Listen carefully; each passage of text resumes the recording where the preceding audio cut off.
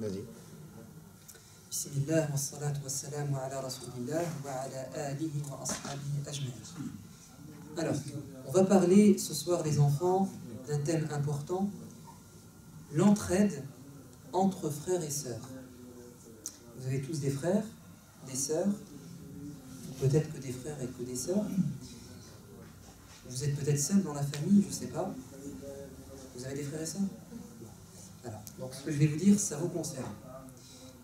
On va s'appuyer sur la vie de Moussa, alayhi salam, pour essayer de savoir quelle relation on doit avoir avec son petit frère, sa petite sœur, ou son grand frère et sa grande sœur.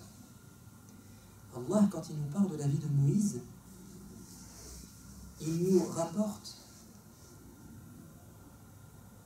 des moments dans sa vie où sa grande sœur s'occupe de lui, où il s'occupe de son petit frère, où son petit frère l'aide. Il va rencontrer deux sœurs qui s'entraident. Et vous allez voir que c'est très intéressant. Alors, vous savez que Moussa alayhi salam, il vivait à l'époque des pharaons, en Égypte. Et son histoire, elle commence quand il était encore dans le ventre de sa maman, quand il était encore tout petit. Pharaon, il vivait en Égypte, c'était lui le roi, et c'était un roi méchant. Dans son royaume, il y avait deux peuples, les Coptes et les Hébreux. Les Coptes, c'est la grande famille de Pharaon. Il les aime bien, ce sont ses amis. Quant aux Hébreux, ce sont des gens qui sont venus de la Palestine, c'est-à-dire d'un autre pays. Ce sont des étrangers. Ils sont venus s'installer en Égypte. Ils n'ont pas la même couleur de peau. Ils n'ont pas la même langue. Ils n'ont pas les mêmes habitudes. Ils mangent différemment. Ils s'habillent différemment. Et Pharaon ne les aimait pas. C'était des immigrés. Et vous savez ce qu'il a fait? Il a dit, venez, venez, venez chez moi, je vous accepte. Et après, il les a utilisés pour construire ces pyramides. Il en a fait des esclaves, des serviteurs, des servants et des servantes. Il les utilisait comme main-d'œuvre. Quant aux Coptes, sa famille, qu'il aimait bien, c'était des gens riches. Ce n'était pas eux qui travaillaient. Au contraire, eux, ils commandaient, ils donnaient des ordres. Et un jour, Pharaon, en pleine nuit, il a fait un cauchemar qui lui a fait très peur. Il s'est réveillé, il a rassemblé ses conseillers et il leur a dit, j'ai fait un rêve horrible. Mon palais a pris feu. Et le feu s'est répandu dans les maisons, dans vos maisons à vous, les Coptes. Et les maisons, les habitations des Hébreux ont été épargnés. Ils n'ont pas été touchés par le feu. Seulement nous, nous avons brûlé. Qu'est-ce que ça signifie?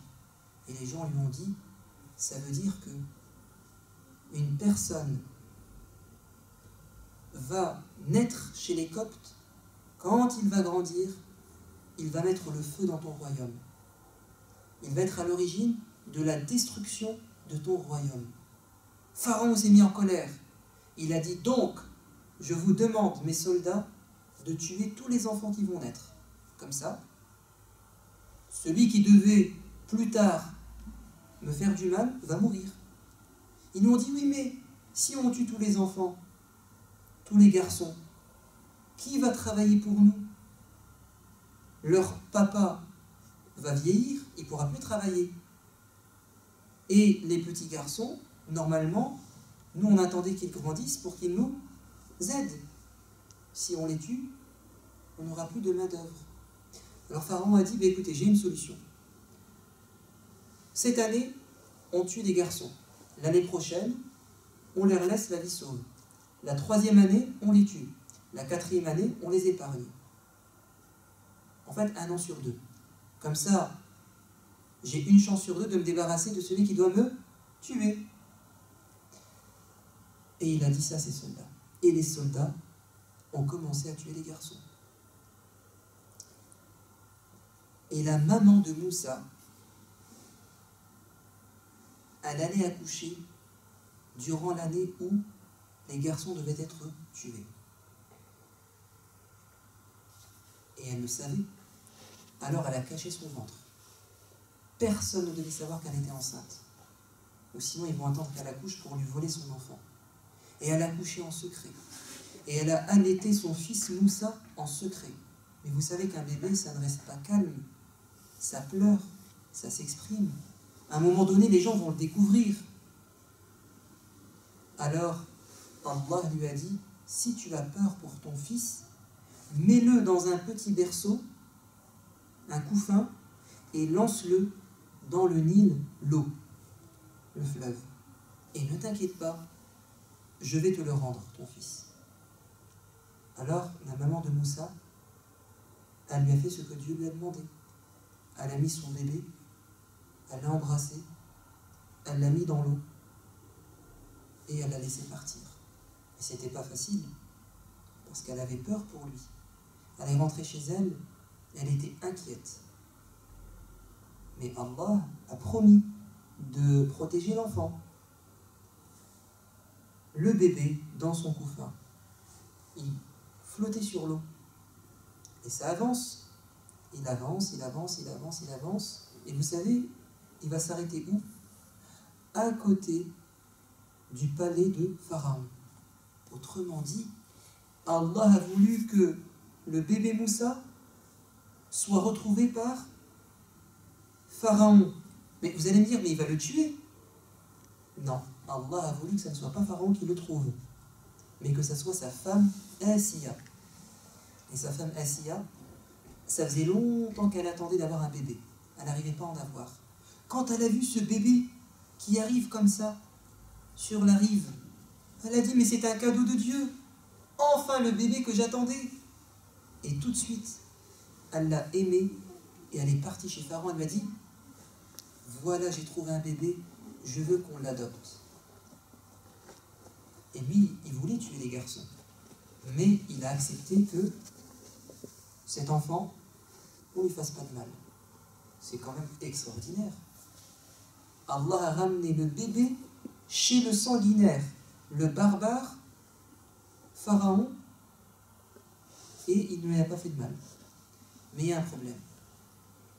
C'est que ce bébé Moussa, qui a très faim, refuse d'allaiter les nourrices. Une nourrice, c'est une maman qui a un enfant et qui accepte de donner du lait à un autre enfant. Et on lui donne de l'argent. La Asiya, elle n'avait pas de lait parce qu'elle n'a pas d'enfant. Donc elle a demandé à des femmes d'allaiter Moussa. Mais Moussa refuse. Il n'accepte aucune maman. Alors elle a dit à des personnes, vous allez dans le marché, dans la ville, et vous dites, s'il y a une maman qui veut, contre de l'argent, donner du lait à un bébé, qu'elle vienne. Pendant ce temps, la maman de Moussa, dans sa maison, elle était très très inquiète. Elle a dit à sa fille, qui était grande, va chercher ton petit frère. Va voir si ton petit frère va bien. J'ai peur pour lui. Qu'est-ce qu'a dit la sœur? Est-ce qu'elle a dit, maman, non, moi j'ai pas envie. J'ai pas envie de sortir et d'aller chercher mon petit frère, de m'occuper de lui. Moi je préfère rester devant la télé. Moi je préfère m'amuser. Mon petit frère il m'intéresse pas. Elle n'a pas dit ça. Elle a dit, oui maman, j'y vais. Elle est sortie chercher son petit frère. Et elle a entendu quelqu'un dire, on a trouvé un bébé sur le fleuve, le Nil. C'est la femme de Pharaon qui l'a trouvé. Est-ce que vous connaissez une femme qui peut lui donner du lait? Et la grande sœur de Moussa a dit oui. Elle a reconnu son petit frère. Elle a dit oui, oui, je connais une maman, je suis sûr et certain qu'elle va donner du lait à ce bébé. Et la maman est venue. Et quand elle a vu Moussa, elle l'a reconnu. Mais est-ce qu'elle a dit, hey, c'est mon fils? Non, elle n'a pas dit ça. Parce que si elle dit ça, on va tuer le bébé. Donc elle s'est tue et il lui a donné le sein et il a bu parce que le bébé a reconnu sa maman.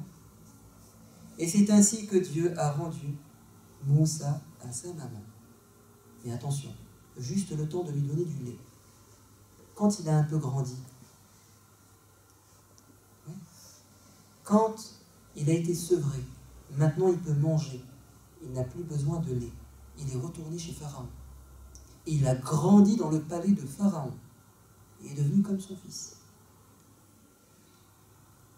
Donc vous avez vu comment la grande sœur, elle s'est occupée de son petit frère. Et c'est comme ça qu'on doit être. Et ta maman, ton papa, ils ont besoin de toi pour que tu t'occupes de ton petit frère et ta petite sœur. Moussa grandit, il devient un homme. Et un jour, il sort dans la rue. Les gens étaient en train de faire leur sieste ou c'était la nuit, ils dormaient. En tout cas, il n'y avait personne dans la rue. Il marche tout seul et tout d'un coup, il entend des cris, des gens qui se battent. Qu'est-ce que fait Moussa? Est-ce que Moussa se sauve? Non.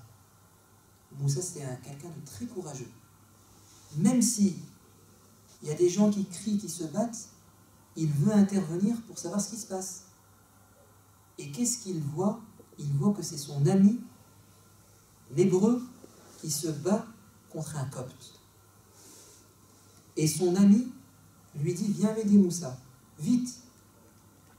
Et Moussa est parti défendre son copain, mais il a fait une erreur. Il s'est mis en colère et il a frappé avec son poing le copte. Et le copte est tombé par terre et il est mort. Moussa a essayé de le réveiller, mais il était mort. Et il a dit à Allah, pardonne-moi, j'ai fait une erreur. Parce que normalement, quand des gens se battent, si tu vois ton petit frère et ta petite sœur qui se battent, d'accord? Ou d'autres enfants qui se battent, qu'est-ce que tu dois faire? Est-ce que tu dois rentrer dans la bagarre et frapper, ou tu dois les séparer? Les séparer. Qu'est-ce que tu dois faire? Est-ce que tu dois te mettre avec quelqu'un contre quelqu'un d'autre, ou essayer au contraire de les réconcilier, de faire qu'ils s'entendent? Tu dois essayer de faire en sorte qu'ils se réconcilient. Toi, tu ne veux pas qu'ils continuent à se battre. Et bien Moussa, il s'est mis en colère, et tout ça, il ne l'a pas fait. Il a frappé de son poing, et la personne est morte. Le lendemain, personne ne l'a vu. Hein. Il n'y avait que son ami hébreu qui était là. Le copte est mort. Le lendemain, Moussa sort dans la rue, et il a peur. Il regarde les gens. Est-ce que quelqu'un est au courant de ce qui s'est passé hier? Est-ce que quelqu'un va me reconnaître? Et vous savez ce qu'il entend dans la rue? Encore des bruits de bagarre. Il se rapproche et c'est encore son ami copte, son ami hébreu, qui se bat. Il lui dit, Moussa, viens m'aider comme hier. Et là, Moussa il lui dit, non, non, non, non, non. Tu m'as eu hier, tu ne m'auras pas aujourd'hui. En fait, je viens de comprendre. Je pensais que tu étais mon copain. Je t'ai fait confiance. Mais je viens de comprendre que tu étais un mauvais copain. C'est toi qui cherches la bagarre. Hier, tu t'es battu et aujourd'hui, tu es encore en train de te battre. Mais c'est toi le méchant. Et vous savez ce que lui a dit cet homme? Il lui a dit, ah bon, c'est moi le méchant? Mais je te ferai rappeler que c'est toi qui as tué quelqu'un hier. Et là, il y a un homme qui arrive de loin, en hurlant, Moussa, vite, sauve-toi. Parce que Pharaon sait que tu as tué un copte et il veut se venger. Il a envoyé ses soldats. S'ils mettent la main sur toi, c'est fini. Comment Pharaon était mis au courant? Il n'était pas là le soir.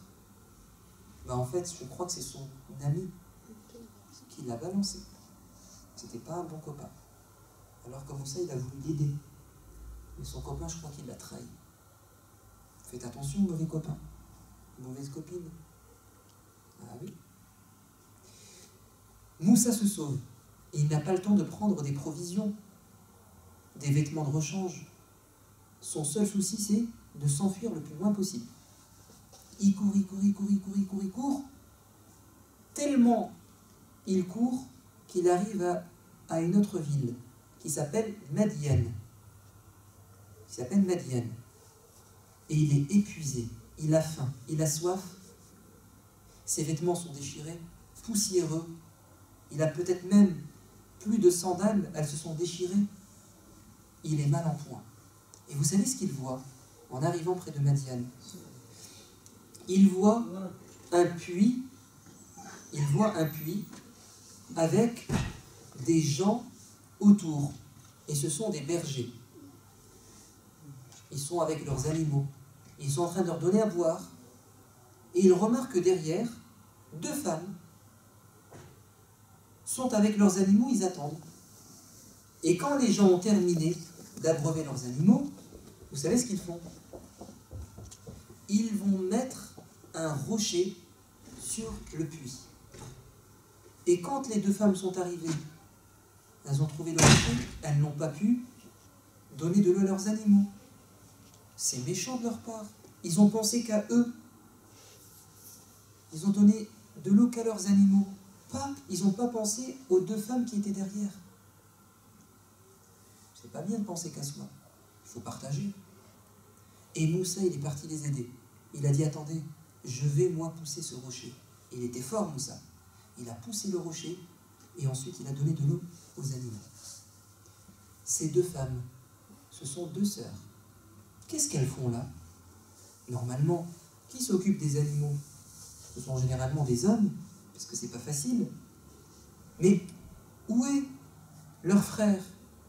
Où est leur père? Pourquoi ce sont 2 jeunes femmes qui font ça? Parce qu'en fait, ces 2 femmes vont dire à Moussa, nous sommes 2 sœurs, et elles n'ont pas de frère. Et notre père est très vieux. C'est pour ça qu'on travaille. Pas le choix. On doit prendre soin de qui? De nos parents. En fait, les 2 sœurs, elles sont en train de s'entraider pour aider leurs parents. C'est comme ça qu'on doit être. Les sœurs, les frères et sœurs dans une famille, ils doivent être ensemble pour aider leurs parents. Parfois, dans certaines familles, les frères et les sœurs, ils se battent. Ils épuisent leurs parents. Les parents sont toujours derrière eux. Et quand ils grandissent, ils oublient leurs parents. Au lieu de s'occuper de leurs parents, ils les délaissent. Parfois même, il y a des frères et sœurs qui se battent, non pas pour s'occuper de leurs parents, mais pour se débarrasser de leurs parents. C'est toi qui vas t'occuper de maman, tu la prends chez toi. Parce que maman, elle est maintenant très âgée. Papa, il est maintenant très vieux. C'est toi qui vas le prendre chez toi. Moi, je ne le veux pas chez moi. Non, moi, je ne m'occupe pas de lui. Parfois, il y a des frères et sœurs qui sont méchants. Ces 2 sœurs, elles n'étaient pas comme ça. Les 2 sœurs reviennent chez leur père. Elles disent, papa, tu sais, aujourd'hui, il y a un homme qui nous a aidés.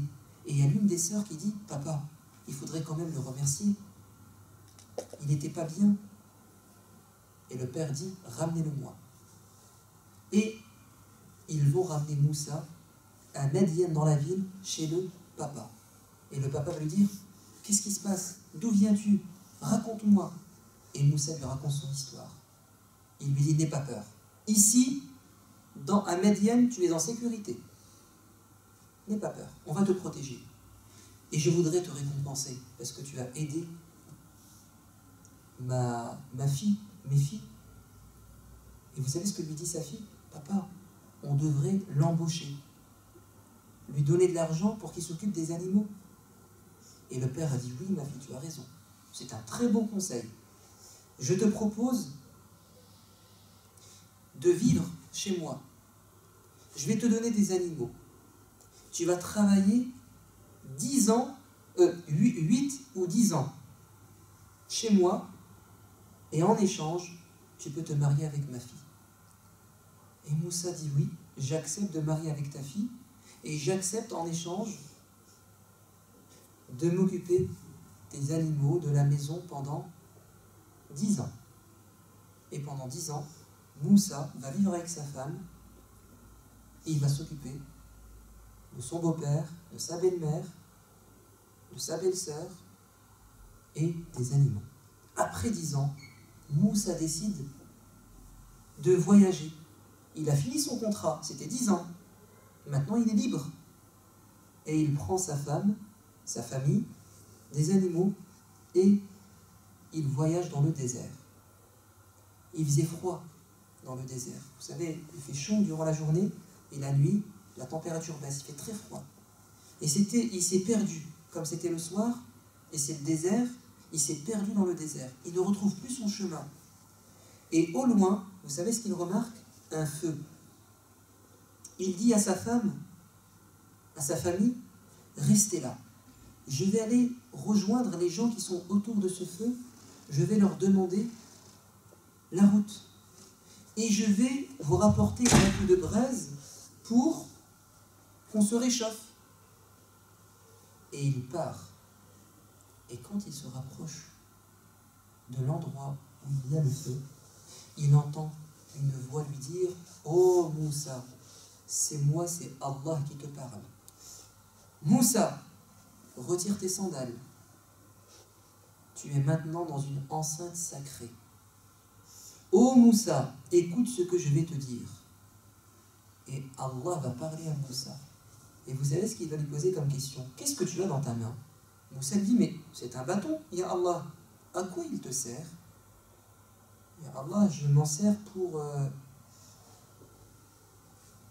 avec les animaux, pour les pousser, pour faire tomber des feuilles, pour m'appuyer. Et Allah lui dit, jette ton bâton, il va se transformer en un énorme serpent. Moussa obéit, il jette le bâton, et tout d'un coup, un énorme serpent. Moussa, il a peur, vous imaginez, un énorme serpent. Il fait demi-tour et il se sauve. Allah lui dit, reviens, n'aie pas peur, attrape ce serpent, il va redevenir un bâton. Et Moussa attrape le serpent et ça redevient un bâton. Moussa, rentre ta main dans ton col, ta chemise, sors-la. Il la sort et plein de lumière. Sa main devient resplendissante de lumière.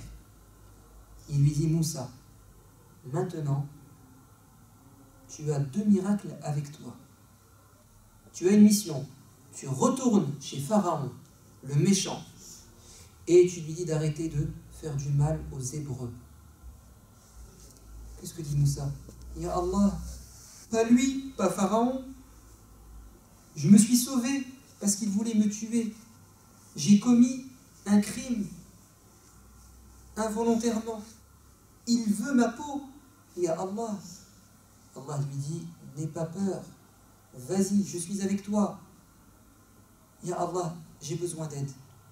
S'il te plaît, est-ce que mon frère Haroun peut m'aider dans mon travail? C'est qui Haroun? C'est son petit frère. Haroun est né durant l'année où Pharaon ne tuait pas les enfants. Vous vous souvenez? 1 an, il tue des garçons. Moussa devait être tué. Et il y a une année où il ne fait pas de mal aux garçons hébreux. Haroun est né durant cette année. Et Moussa a besoin de son frère. Parce que c'est pas facile.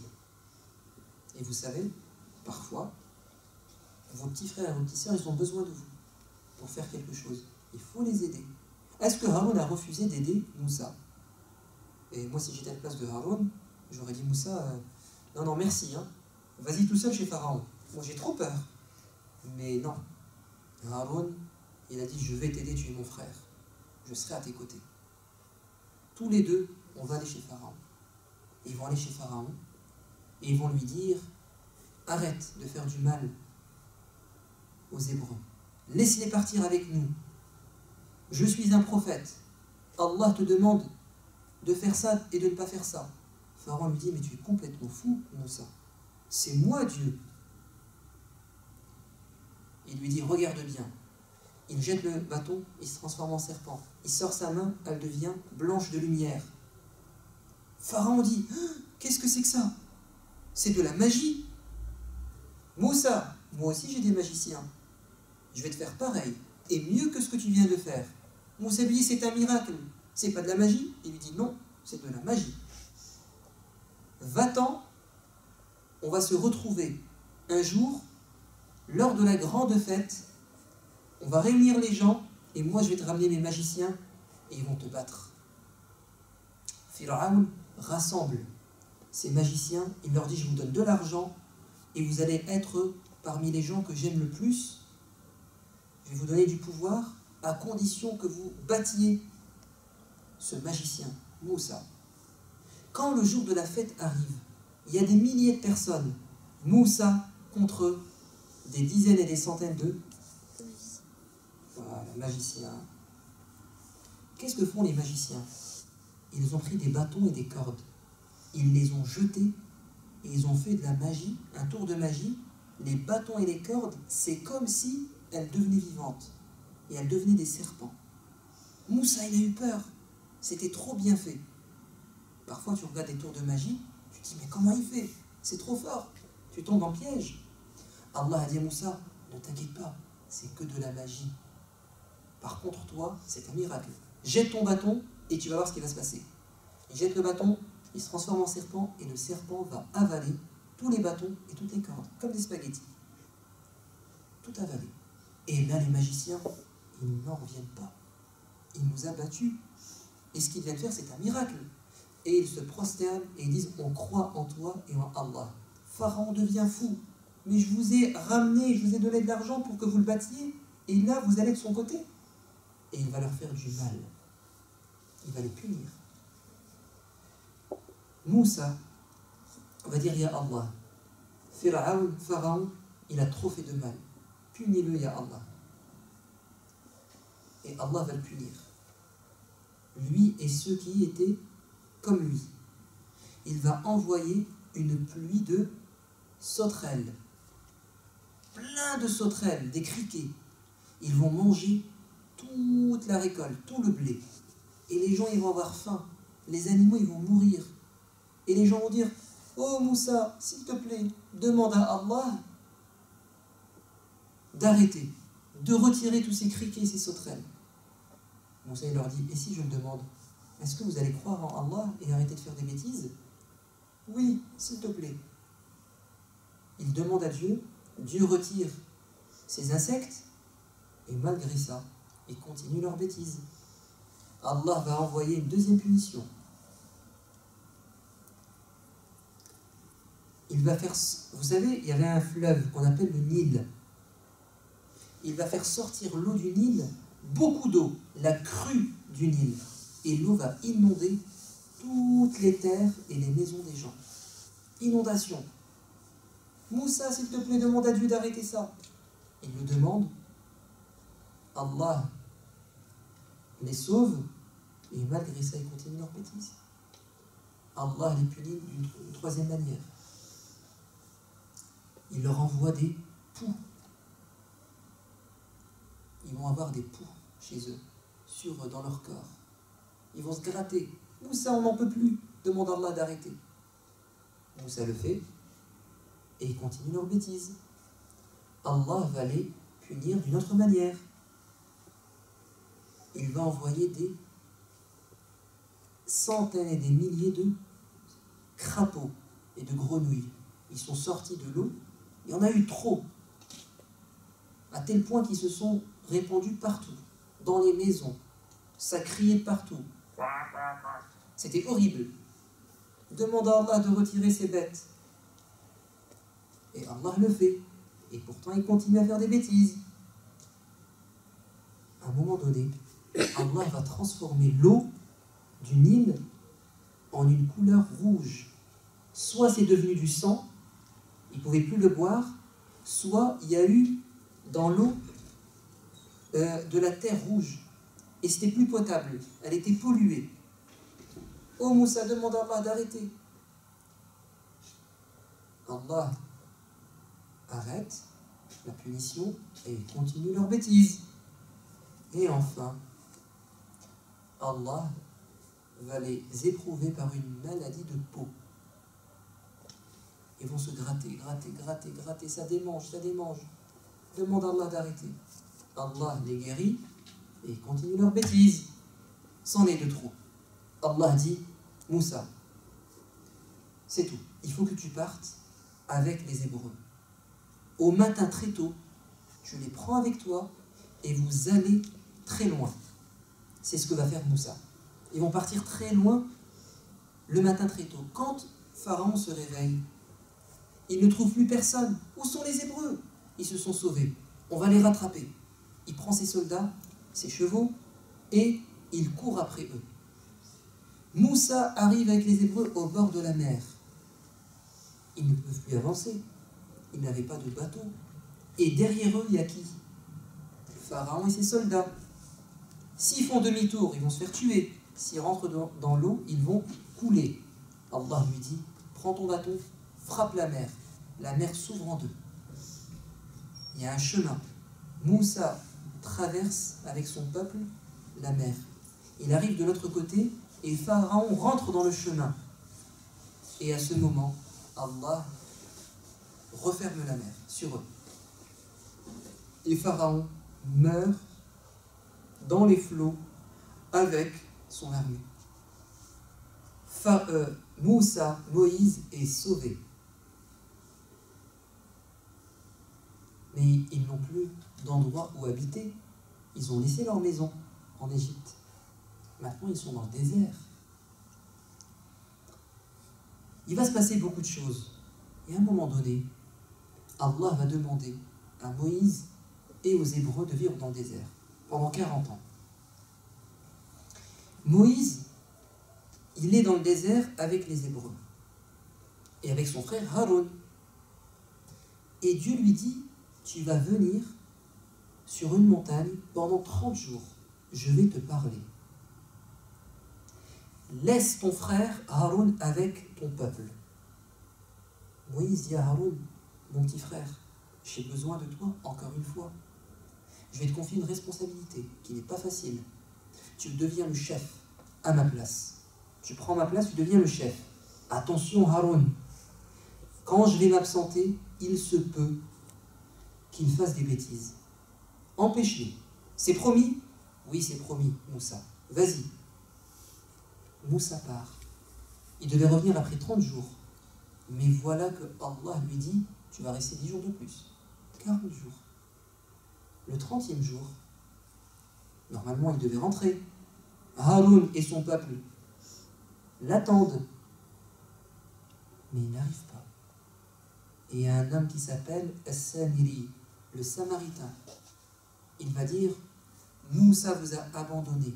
Il vous a bien menti. Il s'est sauvé. Il vous a oublié. Et il vous a menti. Allah, ce n'est pas notre Dieu. Notre Dieu, c'est une statue. Donnez-moi votre or, vos bracelets, vos bijoux, vos colliers, vos bagues.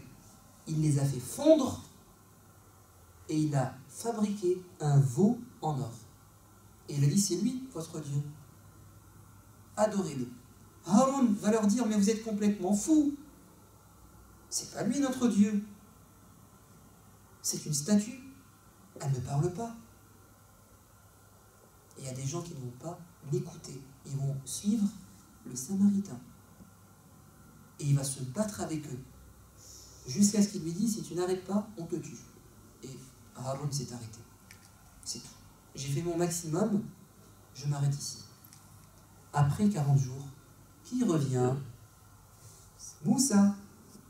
Moussa revient et quand il voit, oh, ils ont adoré un veau alors que je les ai mis en garde. Vous savez ce qu'il fait? Il saute sur son frère.